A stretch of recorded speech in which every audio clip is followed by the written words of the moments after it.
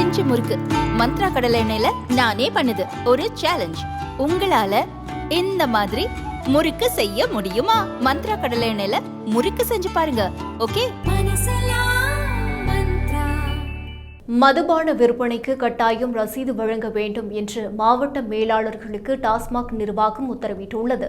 டாஸ்மாக் கடைகளில் மதுபான விற்பனை கணினி மயமாக்கப்பட்டு வருகிறது. இப்போது ராமநாதபுரம், அரக்கோணம், காஞ்சிபுரம், வடக்கு, தெற்கு, கரூர், சிவகங்கை ஆகிய மாவட்டங்களில் டாஸ்மாக் கடைகளில் மதுபானம் வாங்கி குடிப்பவர்களுக்கு ரசீது வழங்கப்பட்டு வருகிறது. இந்நிலையில் விற்பனையாளர்கள் உரிய வழிமுறைகளை பின்பற்றாமல் தவறான செயல்பாடுகளில் ஈடுபடுவதாக டாஸ்மாக் நிர்வாகத்துக்கு புகார் சென்றது.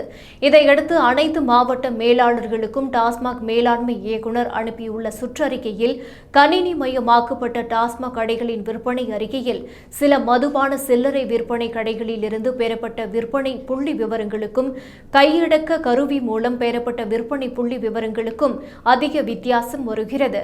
இதை தடுக்கும் வகையில் டாஸ்மாக் நிர்வாகத்தின் வழிமுறைகளை கட்டாயம் கடைபிடிக்க வேண்டும்.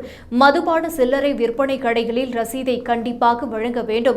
மதுபானங்களை விற்பனை செய்யும் போது மட்டுமே பாட்டில்களை ஸ்கேன் செய்ய வேண்டும்.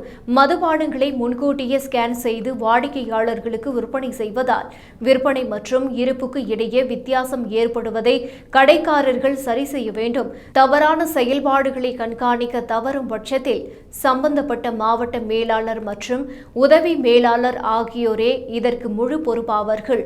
அவர்களிடம் துறை ரீதியான உரிய விசாரணை மேற்கொண்டு நடவடிக்கை எடுக்கப்படும் என்று தெரிவிக்கப்பட்டுள்ளது.